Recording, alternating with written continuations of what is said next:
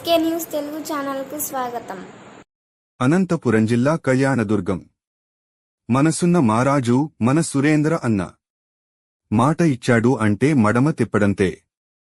అది కళ్యాణదుర్గం ఎమ్మెల్యే అమిలినేని సురేంద్ర అన్నకి సాధ్యం. కళ్యాణదుర్గం నియోజకవర్గానికి మొట్టమొదటిగా వచ్చి ఎన్నికల ప్రచారంలో భాగంగా వృత్తిరీత్యా స్వర్ణకారుడైన వ్యక్తి గిరీష్ తన 2 కిడ్నీలు పాడైనాయి.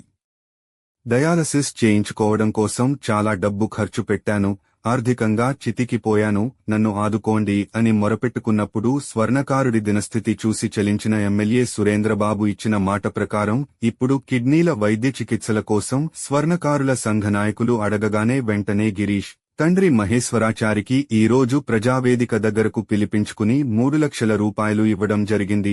మిగతా వైద్య ఖర్చు ఎంతైనా నేను ఉన్నాను, ధైర్యంగా వైద్యం చేయించుకోండి అని సదరు స్వర్ణకారుడికి చెప్పడం జరిగింది.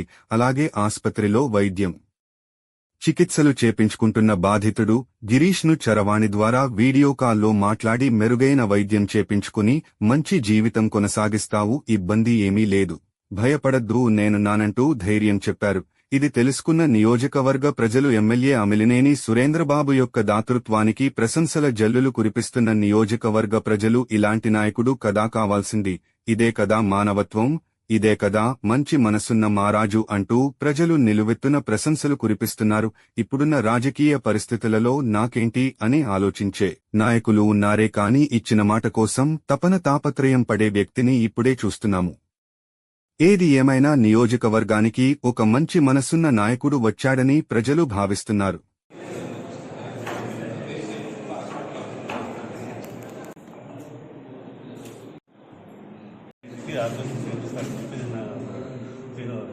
సురేంద్రబాబు గారు మాటిచ్చారు, ఆయన కలవడానికి వచ్చారు, ఆయన ఇస్తానికి సాయం చేశారు, ఇంకా తగ్గబడిన ప్రయత్నం చేసి ఇస్తానని చెప్పినారు.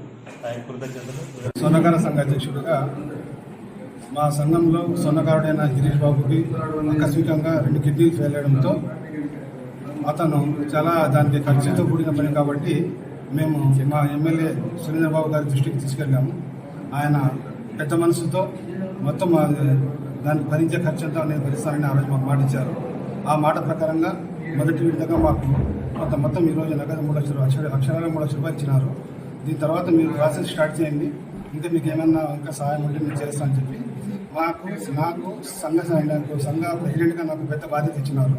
మేము ఆయన సంఘ సభ్యుడిగా మేము స్వర్ణకారులతో ఆయనకి మేము చాలా కృతజ్ఞతతో ఉన్నాము. తర్వాత మా అబ్బాయికి చాలా చిన్న వయసు అవుతుంది, మొత్తం కలిపి 25 ఏళ్ళు, ఇంకా మంచి భవిష్యత్తు ఉంది. కాబట్టి మేము కూడా అతనికి సహకారం అందించి ఆయన మరో జన్మ ప్రసాదిస్తామని మేము హామీ ఇస్తున్నాం.